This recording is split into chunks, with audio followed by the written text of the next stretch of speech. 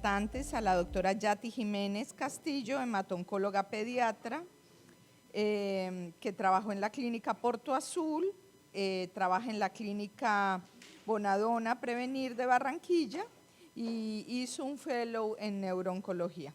Además de eso, trabaja fuertemente en la hematología de la costa, junto con todos los demás compañeros que nos se han ilustrado hoy. Adelante, Yati.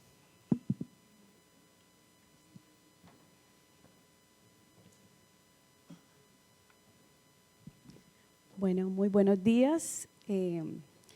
Yo primero que todo quiero felicitar a todas las personas organizadoras de este evento. De verdad que es muy importante la creación de estos espacios para la educación médica continuada, no solo para el personal médico de acá de la región, sino que de verdad felicitarnos que nos tengan en cuenta a nivel país. Agradecerles por la invitación y decirles de que yo vivo en Barranquilla, pero digamos que he seguido muy de cerca a la Fundación Poema y he visto el crecimiento que han tenido y todo el apoyo, y de verdad que los admiro mucho por todo el trabajo en equipo que hacen, lo cual demuestra que la unión hace la fuerza. De verdad que sí, muchas gracias, y por el apoyo que a algunos pacientes nuestros de la costa les han dado. El día de hoy, mi colega y amiga Sandra Garcés, vamos a hablarles, a reportarle un caso y hacer una pequeña revisión bibliográfica acerca de la enfermedad de Gaucher. Todos sabemos que las enfermedades huérfanas son un desafío diagnóstico y terapéutico para todos los profesionales que manejamos este tipo de pacientes. Y además de esto representan una carga sumamente importante para aquellos pacientes que la padecen, para su familia, para los cuidadores y para toda la comunidad que rodea a estos pacientes. Los pacientes con enfermedades huérfanas están afrontando un retardo en el diagnóstico, y además las alternativas terapéuticas son escasas y tenemos pocos protocolos de rehabilitación para el manejo integral de estos pacientes. Entonces sabemos que estas enfermedades, la prevalencia es baja, y además de esto, además de que la prevalencia es baja, el conocimiento de ellas, incluyendo a la enfermedad de Gaucher, no es que sea muy grande por todos los profesionales de salud. Y entonces es por eso que todos los involucrados, los actores principales en salud involucrados en el manejo de estos pacientes, no sospechamos de esta enfermedad y no tenemos a veces las indicaciones claras para el inicio y monitorización del tratamiento de estos pacientes. Entonces yo les voy a presentar un caso que ha sido, y lo digo muy humildemente, como mi universidad en Gaucher. Yo tengo esta paciente desde hace aproximadamente 14 años, y créanme que a pesar de que me formé en un servicio en Brasil que tenía un servicio exclusivo de enfermedades huérfanas, en donde había infinidades de pacientes con esta enfermedad, eran del staff y nosotros acompañábamos a estos pacientes, pero he hecho un fellow con este paciente, he aprendido mucho y tengo en la actualidad 3 pacientes, y créanme que me ha servido para un manejo diferente con los otros pacientes, solo que tuve la mala suerte que me tocó una paciente demasiado difícil. Entonces es una paciente que no solo es mía, ha sido compartida por muchos de los expertos nacionales y los expertos internacionales, y dentro de esos está mi colega Sandra, que también me ha acompañado en el manejo de este paciente. Entonces, la enfermedad de Gaucher es el trastorno metabólico de depósito lisosomal más común y es causado por la deficiencia de la enzima glucocerebrosidasa ácida. Es un padecimiento crónico, progresivo, multisistémico y que tiene un patrón de herencia autosómico recesivo que resulta de la mutación en el gen de la glucocerebrosidasa ácida. Esta deficiencia enzimática va a favorecer la acumulación de muchos sustratos a nivel de los lisosomas de los macrófagos y de los monocitos, que eventualmente van a conducir a una hipertrofia del sistema lisosomal, creando de tal manera alteración, y se van a acumular en ciertos tejidos como son esquelético, médula ósea, el vaso, el hígado, los pulmones, causando daño celular y una disfunción orgánica. Hablando un poco de la frecuencia, sabemos que en los judíos askenazi La prevalencia es de 1 en 450 homocigotos, o sea, es 100 veces más que en la población general. En la población general es de 1 en 40.000 a 1 a 60.000. La enfermedad la clasificamos en tipo 1, 2 y 3 y la tipo 1 es la más frecuente en todas las poblaciones. La tipo 2 y 3 se observa en menor proporción. La frecuencia de los portadores para la enfermedad de Gaucher, o sea, aquellos que son heterocigotos, es de 1 en 14 en individuos con ancestros judíos y 1 en 500.000 en la población general. El Registro Nacional de Enfermedades Huérfanas, junto con la Dirección de Epidemiología y Demografía del Ministerio de Salud de Protección Social, teniendo un corte el 17 de febrero del 2022, reportó que en Colombia existían 211 pacientes, de los cuales el 94.79% estaban vivos. 190, o sea el 90%, eran enfermedad de Gaucher tipo 1, 9, o sea 4.26% eran tipo 2 y 12, que representan el 5.69%, eran Gaucher tipo 3. Este es el caso clínico que les comentaba de PRT, el sexo femenino, fecha de nacimiento 11 de enero del 2008. Actualmente tiene 15 años, 3 meses. Ella es natural de Palmar de Varela, Atlántico, es un municipio a 45 minutos de Barranquilla. Ella es residente actualmente en Barranquilla. Es una paciente que fue conocida en el servicio desde el 30 de abril del 2009. Ella consulta con 1 año y 3 meses de edad con un cuadro clínico que había iniciado desde los 2 meses de vida. Ella presentaba dificultad para los movimientos cervicales, adoptando una hiperextensión de la nuca. Siempre tenía seguimiento con medicina general, siempre era evaluada con todas esas alteraciones fenotípicas que presentaban y consideraban que era normal. A los 9 meses, ya llevaba 7 meses de presentar todo eso, ella fue hospitalizada por persistencia de esa rigidez de nuca y en ese momento ella presentó cuadros febriles, presentó temperaturas de 39, 38 grados centígrados e inician un manejo con antibióticos porque sospechaban de que era una meningitis bacteriana, la cual no se pudo comprobar porque fue muy difícil la realización de la punción lumbar. Ella, por la persistencia de esa posición en opistótonos que presentaba, le realizan durante la hospitalización una tomografía de cráneo, una tomografía de columna, la cual fue totalmente normal. Eso fue a los 9 meses, estuvo alta, continuaba en seguimiento con pediatría, medicina general y a los 10 meses nuevamente fue hospitalizada por una neumonía, la cual fue complicada, recibió manejo antibiótico y posteriormente tiene alta y estaba en seguimiento con neurología, con pediatría, medicina general. Solo que evoluciona con aumento de esa hiperextensión de la cabeza y ahora se asociaba a una irritabilidad. La mamá refería que era como si tuviese algún dolor, la niña no dejaba de llorar y asociado comenzó a presentar una apraxia oculomotora. Fue hospitalizada el día 30 de abril, fue cuando fue conocida por el servicio de hematología y ella ingresa con un cuadro febril, le hacen un hemograma y el hemograma reporta leucos de 6.300, neutrófilos de 58.4%, con una hemoglobina de 9,7, tenemos los valores normales para la edad, hematocrito de 28, índices hematimétricos pues normales y las plaquetas de 108.000. Ella tenía una historia de deposiciones blandas en número de 4 a 5 al día, presentaba irritabilidad persistente y una distensión abdominal de más o menos 6 meses de evolución, o sea que comenzó a los 9 meses esa distensión abdominal. Dentro de los antecedentes era producto del primer embarazo, una madre en ese momento de 29 años que había hecho control prenatal, todo súper normal. Gesta 1, A0, vivo 1, el parto fue por cesárea, por doble circular de cordón, fue a término, no tuvo ningún problema durante el nacimiento, recibió lactancia materna y tenía pues la historia de la meningitis interrogada, ¿no? Y la neumonía y las 2 hospitalizaciones que había tenido.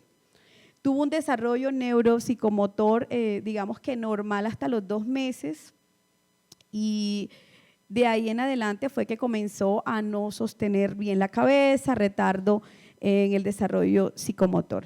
Al examen físico, lo positivo de ella, lo que está en negrito, era la palidez mucocutánea generalizada, la rigidez de nuca, tenía el abdomen distendido con una hepatomegalia que era palpable a 5 centímetros debajo del reborde costal derecho y una esplenomegalia a 6 centímetros debajo del reborde costal izquierdo.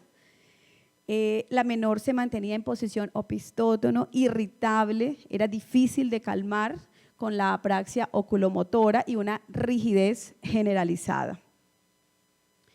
En ese momento, bueno, fue llamada hematología con sospecha de una leucemia y se les realizó una tomografía de abdomen que lo que mostraba era una hepato y una esplenomegalia, un TAC de cráneo normal, de columna cervical normal. Se le hizo estudios para descartar toda la parte infecciosa, tanto viral como bacteriana, que fue normal también, bioquímica normal y una radiografía que no había ninguna alteración. Como hematóloga, obviamente, le hicimos un aspirado de médula ósea, el cual fue visto por mi persona. La verdad que fue normal, había buena diferenciación de las 3 líneas celulares, no habían células malignas, ni de tumor sólido, ni de tumor hematolinfoide, la citometría de flujo fue normal y la biopsia de médula ósea también no reportó ninguna alteración.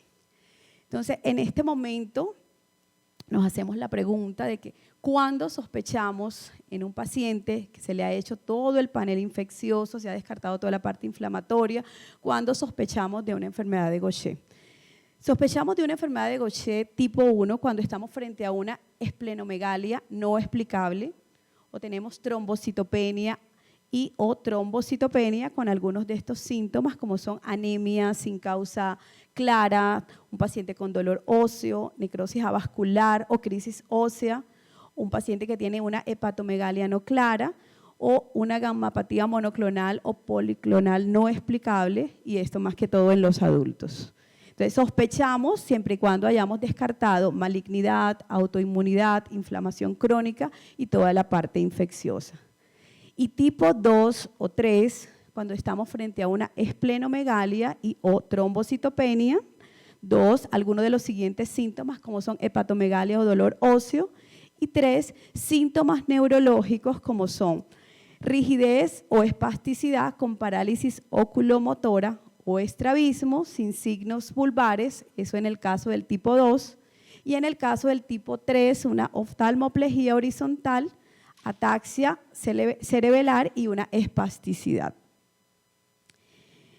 Hay manifestaciones que se presentan y que son en la enfermedad de Gaucher que son similares a otras enfermedades hematológicas, como son las leucemias, el mieloma múltiple en adultos, la mielofibrosis, el linfoma de no-Hodgkin y la púrpura trombocitopénica idiopática crónica. Si lo vemos acá, dentro de los síntomas que aparecen acá, por lo menos el dolor óseo lo vamos a presentar en todas estas enfermedades, menos en la púrpura trombocitopénica crónica. Las contusiones o sangrados se presentan en todas estas enfermedades por la disminución de las plaquetas, la fatiga igualmente, y la esplenomegalia se presenta a excepción del mieloma múltiple y de la púrpura trombocitopénica crónica. Ya el retraso en el crecimiento siempre acompaña a la enfermedad de Gaucher y puede que se presente o no en las leucemias, en los mielomas múltiples, en la mielofibrosis, y no vamos a tener ningún retraso en las púrpuras trombocitopénicas idiopáticas. Entonces, cuando estamos frente a un paciente que tiene hepatomegalia, un paciente que tiene esplenomegalia, anemia, trombocitopenia, ¿qué es lo primero que nosotros pensamos? En una leucemia, y se ha demostrado que el 70% de los médicos piensan en que el paciente puede tener una leucemia, el 40% en un linfoma y si es un adulto el 20% piensa en un mieloma múltiple. Ya para pensar en enfermedad de Gaucher, menos del 20% piensan que puede ser un paciente con estos síntomas o que puede tener una enfermedad de Gaucher. Entonces, solo 1 de cada 5 especialistas sospechan de enfermedad de Gaucher en un paciente con estos síntomas que piensan primeramente en las enfermedades más comunes, ¿cierto?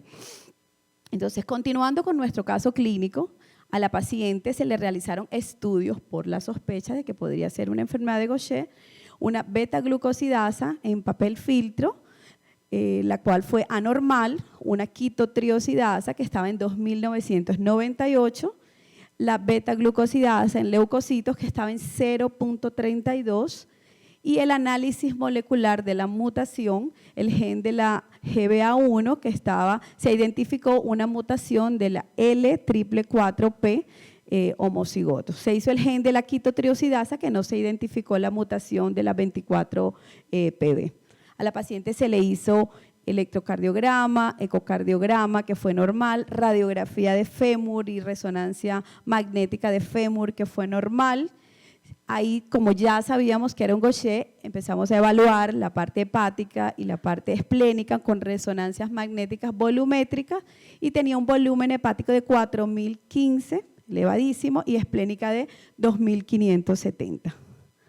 Entonces, hasta el momento, esta es la paciente, ya ahí con 3 añitos, esto autorizado por sus padres. Teníamos una paciente con una enfermedad de Gaucher, con un genotipo homocigoto para la mutación L444P y este genotipo se asocia al tipo 3 de la enfermedad. El diagnóstico fue realizado en junio del 2009 y es importante conocer en estos pacientes cuáles son los pasos para hacer un diagnóstico. Es de lo que siempre hacemos énfasis y nos hacen énfasis desde el pregrado, hacer una buena historia clínica completa, no solo en este tipo de pacientes del mismo niño, sino de la familia y conocer un poco acerca del árbol genealógico. Examen físico detallado con una buena evaluación neurológica y en cuanto a los laboratorios, las pruebas primarias, hemogramas, electrolitos, pruebas de función renal y los marcadores biológicos como la quitotriosidasa, dosaje de la beta-glucosidasa y los análisis moleculares. Ya hay algunas pruebas adicionales que se hacen según criterio médico, como ustedes lo ven acá, y el aspirado de médula ósea por lo general lo hacemos antes de tener certeza que se trata de una enfermedad de Gaucher. Los volúmenes viscerales totalmente importantes, el volumen esplénico que se realiza por resonancia y tomografía volumétrica, al igual que el hepático. La evaluación ósea es supremamente importante en estos pacientes, resonancia de ambos fémures completos y de columna, radiografía de ambos fémures en proyección AP y lateral, la edad ósea en menores de 14 años y evaluar la parte pulmonar, ya eso según criterio médico.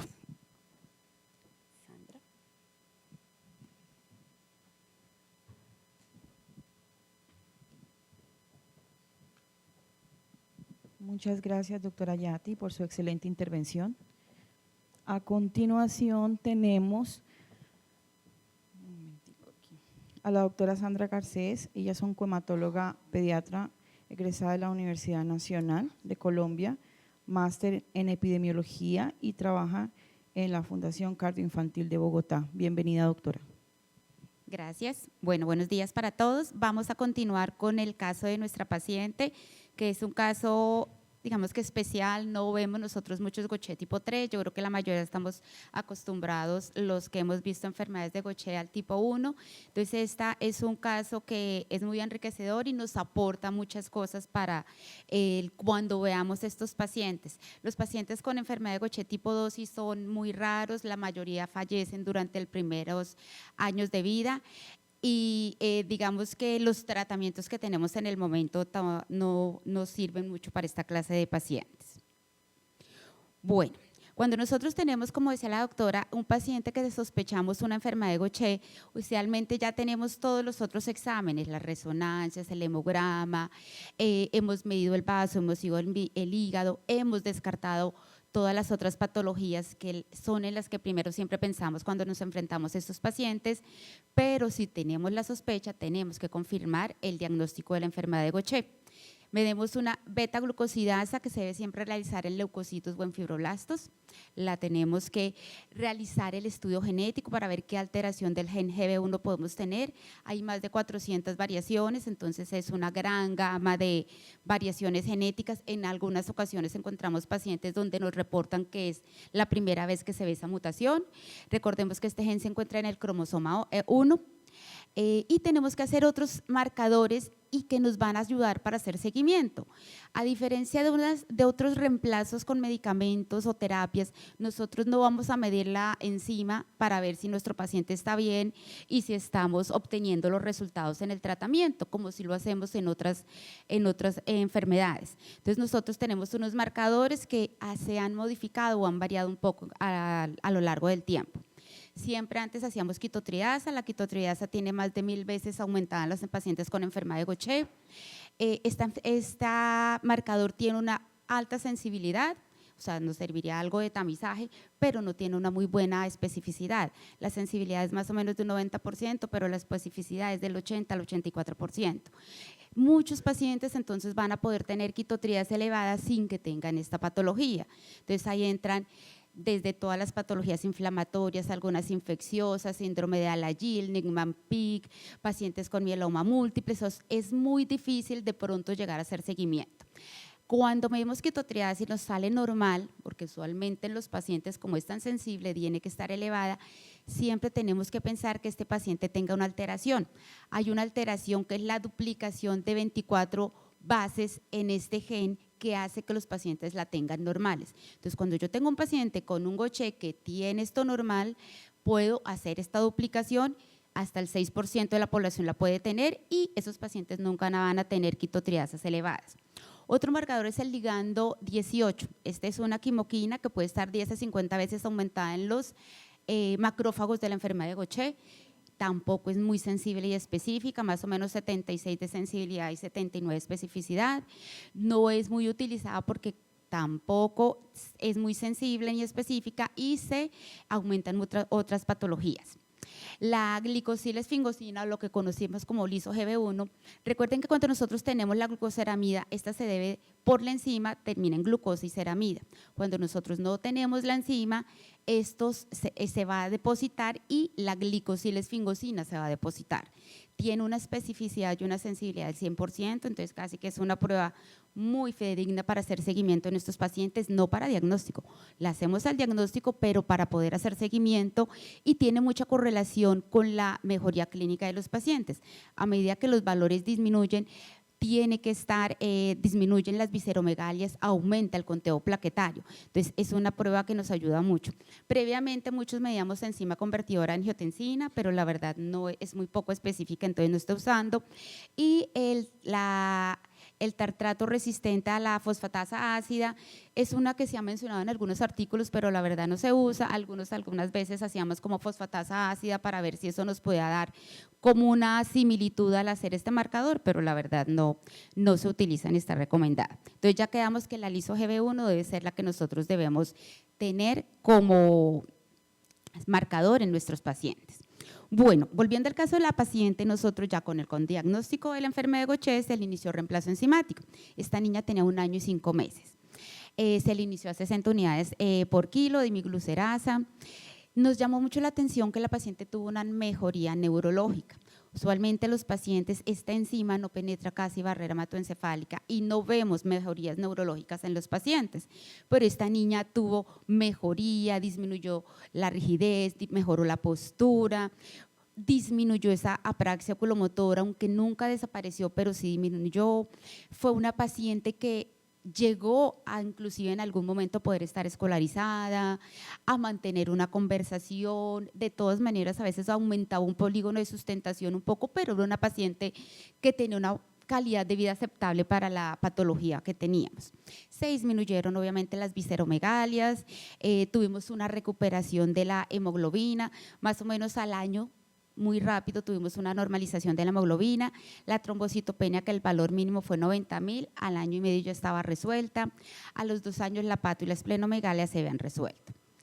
Cuando nosotros tenemos un paciente con enfermedad de Gaucher, tipo 1 y tipo 3, la tipo 2 no, siempre tenemos que nuestro tratamiento en la terapia de reemplazo enzimático. Entonces tenemos 3 moléculas, tenemos la de reemplazo enzimático a la imiglucerasa, que es una recombinante de células de hámster del ovario, que está indicada en pacientes de 2 años, tenemos belaglucerasa, que es de línea de fibroblastos humanos, y tenemos la taliglucerasa de zanahoria modificada. Las 3 se dosifican igual, siempre nos ajustamos al vial, porque no, para no desperdiciar la enzima, entonces en algunas ocasiones nos pueden quedar un poco más bajas, otras un poco más altas. Algunas personas hacen ajustes cuando los pacientes están controlados y tratan de disminuir la dosis del reemplazo enzimático que tenemos. Hay inclusive artículos que mencionan hasta manejos con pacientes de 15 unidades para el mantenimiento, por eso sí ya nos toca como individualizar cada caso para ver en qué momento se pueda realizar esto. Nosotros colocamos la terapia, pero tenemos que tener unas metas terapéuticas. Entonces, las metas terapéuticas, esa fue una herramienta que trabajó la cuenta de alto costo, el IEDS, el Ministerio de Salud y que se publicó el año pasado, nos dan ciertas pautas para ver cómo evaluar nuestros pacientes con Gaucher. Entonces, de 12 a 24 meses los pacientes tienen que tener, tanto mujeres como hombres, normalizada la hemoglobina y mantenerla. La trombocitopenia, dependiendo si es moderado o grave. Si es grave, se puede normalizar de 2 a 5 años. Si es moderada, más o menos al año ya debe estar normalizada. La hepatomegalia, que usualmente puede ser 1 a 1,5 veces de lo normal, 20-30% disminuyen en el primer año y 30-40% de 3 a 5 años. La esplenomegalia se debe reducir en un 30-50% durante el primer año y 40-60% durante los 2 a 5 años. Entonces, cuando vemos estas metas y vemos las metas que logramos con nuestra paciente, tuvo unas metas adecuadas en la evolución, las características de su enfermedad. Cuando estamos mirando a nivel óseo, de pronto en pediatría no vemos mucho compromiso óseo, a veces los adultos se enfrentan más y cada vez que se está detectando más temprano estos pacientes, vemos que empiezan el reemplazo enzimático y de pronto prevenimos que se regeneren esos daños óseos en los pacientes. Pero si yo tengo alguna vez, mi meta es disminuir o eliminar el dolor, tengo que prevenir que presenten osteonecrosis y las crisis óseas, mejorar la densidad ósea. El crecimiento de nuestros pacientes, cuando vemos las velocidades de crecimiento, siempre mejoran al iniciar el reemplazo enzimático. Son pacientes que deben tener una pubertad normal. Previamente estos pacientes tenían pubertades retardadas, pero con el reemplazo enzimático se tienen que normalizar y tienen que mejorar. Esos pacientes usualmente tienen una astenia, fatiga crónica. Al iniciar el reemplazo, estas características deben mejorar. Entonces, para esto se deben evaluar muchas, digamos que herramientas que nos hagan evaluar cómo se está desempeñando nuestro paciente antes y después del tratamiento. Esta es nuestro paciente. El caso clínico que se le empezó en este caso ya tenía 3 añitos y 2 meses. Como ven, todavía persiste algo de rigidez, pero aumenta un poco el polígono de sustentación para mantenerse en bipedestación, pero es una paciente que logró muchos a nivel neurológico que nos llamó mucho la atención a pesar del tratamiento. Estos son el seguimiento de laboratorios, como podemos ver. Ahí ven, hay un aumento de la quitotridasa y eso fue en un momento donde tuvimos unos problemas con administrativos y la paciente entre el 18 y el 19 dejó de recibir 17 infusiones. A veces lo recibía cada mes, cada 45 días. Entonces, obviamente, esa disminución en el reemplazo enzimático hizo que se vieran algunas alteraciones a nivel. Previamente nosotros no teníamos la liso-GB1, entonces nosotros no la hacíamos, por eso ven que hasta el 2019 fue que empezamos a tener en esta paciente reportado el marcador y se nos ha mantenido. De ahí en adelante no colocamos más laboratorios porque se han mantenido muy normales y la liso-GB1 también se ha mantenido. Cuando la paciente presentó esa alteración neurológica y como digamos que cuando tuvo esa alteración en su esquema el horario del reemplazo enzimático empezó a aumentar y a regresarse en el desarrollo neurológico que se había logrado.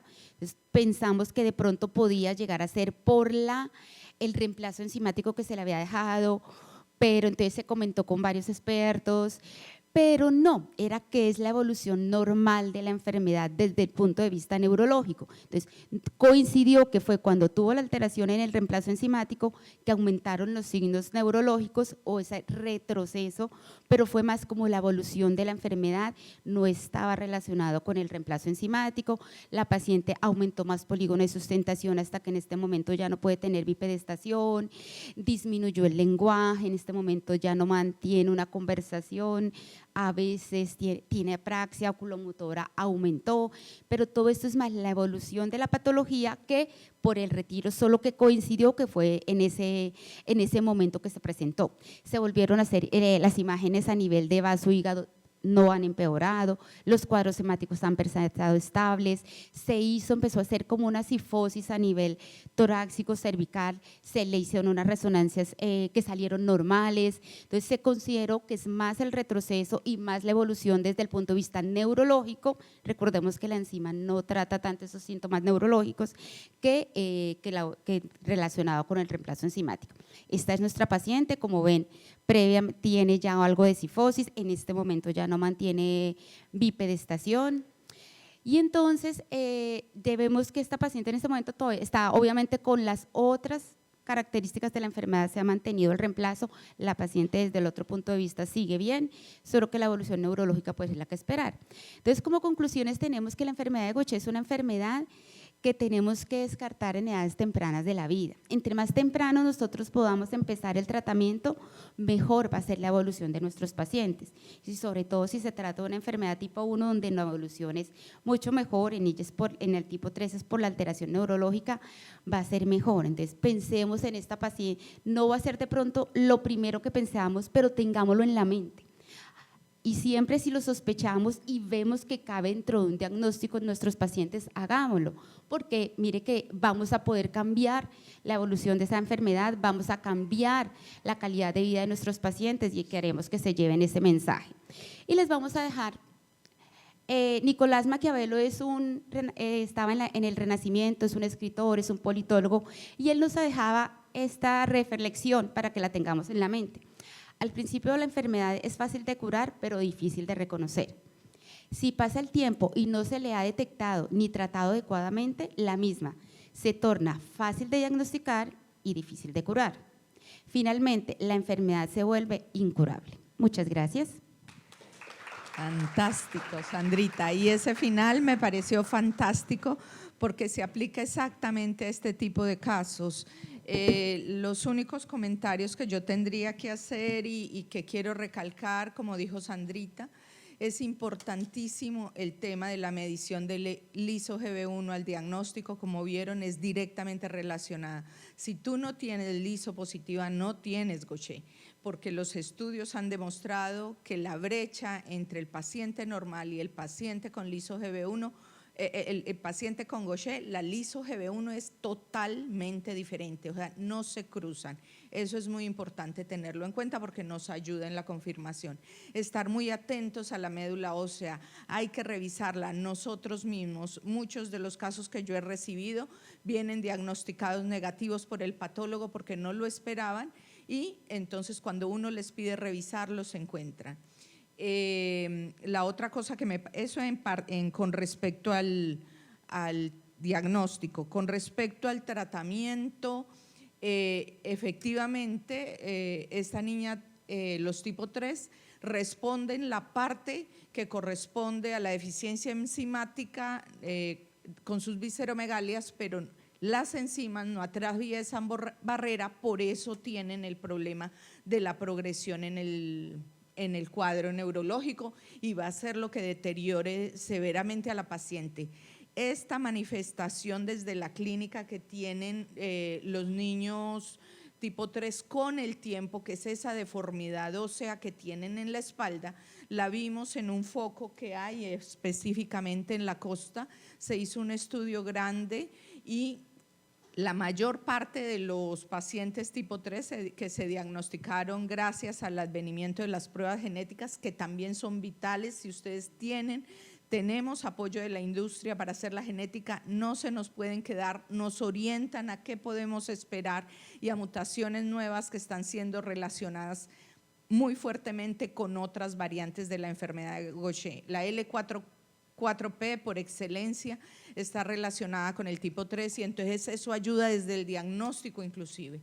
La otra cosa que me pareció importante es que estos niños que son tan raros, porque la tipo 2 pues muere y la tipo 3 que sobrevive, vale la pena que entremos en por lo menos consultas internacionales porque hay algunos medicamentos que se están usando, micromoléculas y chaperonas, que pueden llegar a ayudar con la parte neurológica.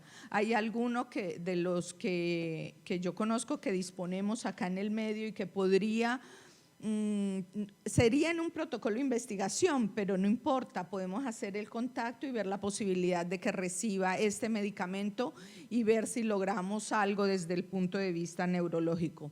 La otra parte que es muy importante que Sandrita dijo de la adherencia en el momento en que interrumpió, es que las interrupciones en la terapia de Gaucher de cualquier tipo de Gaucher son terribles. Los argentinos presentaron un estudio gravísimo cuando ellos tuvieron un problema económico muy grave, que todavía lo tienen, pero se ha estabilizado, y tuvieron un desabastecimiento. Ellos tienen la tercera población más importante de Gaucher. Tuvieron unos daños óseos terribles. El daño óseo es un daño posible gravemente en el paciente que no tiene adherencia. Las crisis óseas y las necrosis del fémur son brutales y una vez eso se da no tiene remedio. Entonces, esta parte es muy delicada y yo creo que en este caso jugaron los dos papeles. Era lo que tenía que decir muy brevemente. Lida. Bueno, doctora Lida, a ver, simplemente es como una intervención pequeña. Pienso que es muy importante y muchas gracias por su excelente charla a nuestras dos maravillosas speakers. Pero, digamos, pienso que la enfermedad de Gaucher, que hace parte de una enfermedad huérfana, infelizmente, es una enfermedad que la tenemos subdiagnosticada. Nosotros como hematoncólogos pediatras, y eso lo hago como concientización, tenemos de pronto, sabemos cómo diagnosticar la enfermedad, ¿cierto? Tenemos los conocimientos suficientes, pero infelizmente muchos de estos niños nos llegan tardíamente a la consulta, sabiendo y teniendo en cuenta que la consulta con el hematoncólogo es difícil, ¿sí? Para ellos. Pienso que hay que hacer como una especie de IEPI de enfermedades huérfanas, ¿sí? Igual como se hace en IEPI oncológico. Empezar a educar a nuestros médicos generales y a nuestros pediatras, ¿sí? Incluso a los internistas para pensar en enfermedades Gaucher, pensar en anemia falciforme y pensar en todas las enfermedades huérfanas. Entonces, desde allí como sociedad también tenemos que empezar a fortalecer, y creo que de esta manera nos van a llegar los pacientes de una forma precoz diagnosticado y podemos evitar las complicaciones a futuro y complicaciones que son invalidantes para ellos. Y lo otro que quería mencionar, que ya la doctora Lida Rengifo lo dijo, es qué podemos hacer nosotros también en cuanto a los laboratorios que a veces nos ofrecen las pruebas y siempre nos ofrecen el filtro, ¿no? Nunca uno va a pedir las pruebas en leucocitos y los llaman a uno del laboratorio a decir, doctora, pero es que usted no se puede saltar la prueba de filtro, usted no puede pedir la prueba de leucocitos, y entonces uno tiene que mandar una carta al laboratorio diciendo que es importante hacer la prueba de leucocitos. Entonces, ¿cómo podemos cambiar esta mentalidad de los laboratorios que nos ofrecen estas pruebas? Bueno, yo creo que tenemos que trabajarlo. O sea, a mí no me reportan filtro, me reportan filtro como sospecha, me procesan inmediatamente leucocitos y ante la sospecha y pido la quito en simultáneo, porque es que me lo descarta por completo. O sea, cuando uno toma mal un papel de filtro, que fue el problema que tuvimos, cuando uno toma mal y sobrecarga el papel de filtro, puede salirte una medición inadecuada, o cuando lo subcarga también te puede producir una medición inadecuada.